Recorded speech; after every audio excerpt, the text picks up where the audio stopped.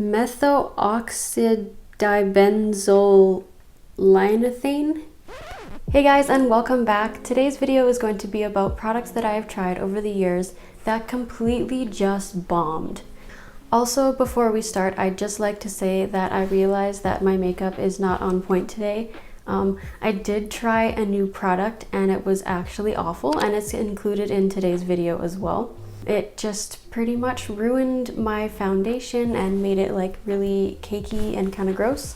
So I decided to just roll with it and film anyways. So I do apologize for my face.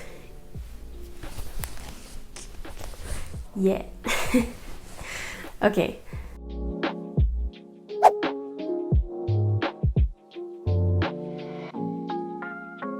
Just before we get into the video, I'd like to say that I'm not a dermatologist or esthetician, so if you do have any really serious conditions, make sure you go get those checked out. The first product we have on the list today is MD Acne. I know many people have had success with this in the past, but unfortunately it didn't work for me, and I actually tried it for almost 4 months. Actually, it might have been 5.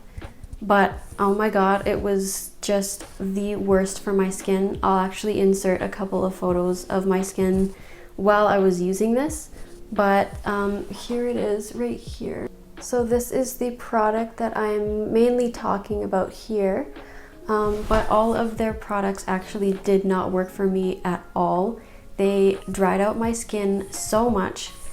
And I realized that most of the products actually do have benzoyl peroxide in it, which is meant to dry out your skin a little bit. Because I have combination skin, I found it was just way too drying in certain areas on my face. I got dry patches, my face just felt really tight all the time. But yeah, it really did not work out for me. I do not recommend this if you have dry or even combination skin, especially if you have rosacea skin. The second product we have today is, I'm sorry if I butcher this, it is Avène Anti-Rougeur for very dry, sensitive skin that is prone to redness, and it is hypoallergenic. So this is the product here. So this guy actually really irritated my skin because it has octocrylene and fragrance. Even though it is low on the list, those things are not good for sensitive skin, especially rosacea.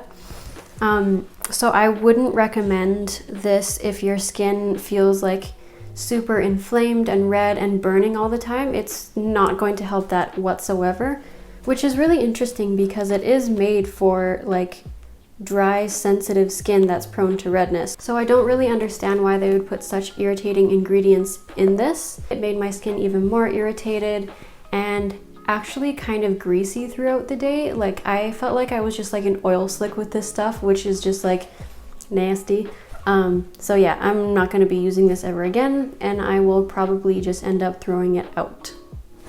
Another product I tried this summer is a sunscreen by La Roche-Posay, and it is the Anthelios Ultra Fluid Lotion for sensitive skin, 60 SPF, and it's ultra light. This stuff I thought was really good at first. It's super lightweight, it just glides on the skin, but I found that after a couple applications in the day that my skin was really dried out. This is the packaging here. So what I have written here is that it has, oh my god, I don't know how to pronounce this, but it is called methoxydibenzolylethane. Okay, obviously I'm not a derm, so I don't really know how to say that, but it also has octocrylene in it, homosalate, and these things have been found to be very irritating to sensitive skin, especially rosacea skin. So I'm not entirely sure, once again, why these guys put those ingredients in, because they are so irritating. This one doesn't have any fragrance in it that I know of. I looked at the ingredient list and it seems to be fine, other than those 3 ingredients that are just very irritating in general. If you end up liking it, that's awesome. It just didn't work for me. The third product I'm going to talk about is Purito's Comfy Water Sunblock SPF 50 plus PA++++, 4 pluses. I'm sorry for the state that this is in at the moment. I took it on a trip and it kind of got gross. So this is the product that actually wrecked my makeup this morning, which was infuriating. But it was, yeah, it's horrible under makeup. It has a pretty significant white cast, even though it said like online that it doesn't really have a white cast. And I have really pasty skin, so that's saying something. If you have a darker skin tone, I don't think this guy is going to be very good for you. Yeah, and also I noticed that like as soon as it dries down onto your skin, it kind of like rolls off into like white little bits. So I would not recommend, if you are going to end up using this, do not wear foundation or any type of makeup on top, because it's just gonna make it kind of like chunky and peel off. I don't know. Maybe it's just my skin, I don't know, but this guy did not work out for me at all, and I'll probably end up giving it to somebody else. The next product is The Ordinary's Azoleic Acid Suspension 10%. And I found that this guy was too mattifying. It feels like it sits on the skin and doesn't really absorb that well.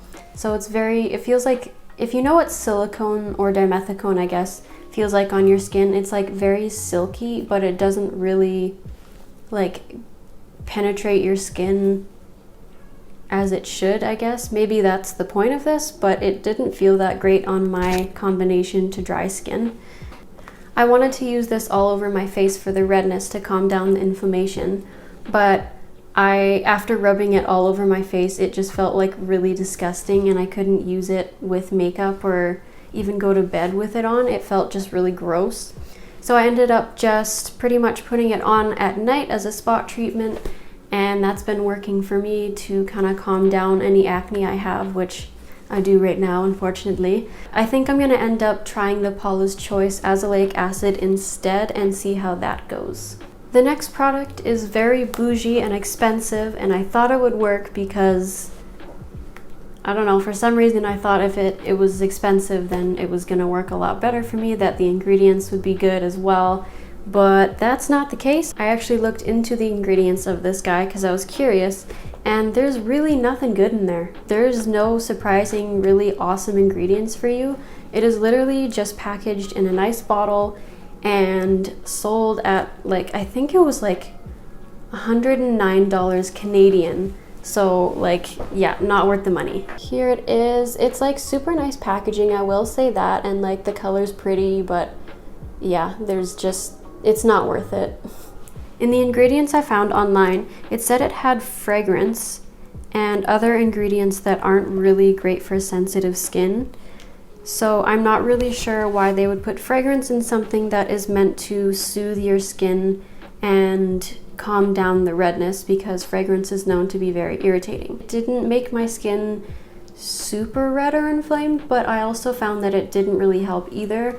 I don't even know why I used as much as I did. I think it was just because it was so expensive that I wanted to use like every last drop, but I don't think I'm gonna be using it ever again, so yeah. Another product that didn't work for me is the Beauty Counter Protect Stick Sunscreen Broad Spectrum 30 SPF. So this guy is water resistant up to 80 minutes, and you're supposed to reapply every 2 hours. Again, I apologize for the state of this packaging here.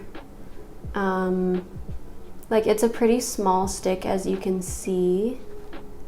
So this stick, you pretty much just open it up, bring the product up a little bit. It's like a hard kind of, I don't know, like lotion stick almost. And then you just like put it on and then rub it in, make sure it's all even and everything. I found that it didn't make my skin super sensitive or red. It just broke me out more than anything. So I think there's some ingredients in here that were maybe a little bit too heavy for my skin and clogged my pores, and then ended up breaking me out as well. So yeah, I'm not going to be using this one again, unfortunately. So the last product I'm going to talk about today is the Bare Minerals Original SPF 15 Foundation. Once again, I'm sorry, this looks really gross. Like, obviously it was in with the rest of my makeup. I got it in this shade, Golden Fair.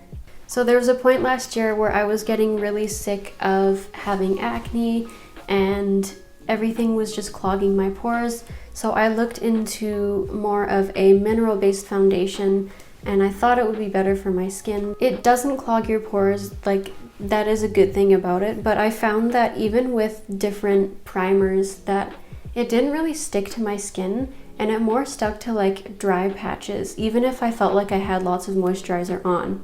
Also, if you over moisturize and you put this guy on, it will stick and start to roll again, kind of like the Purito sunscreen. So this guy didn't really work out for my skin type.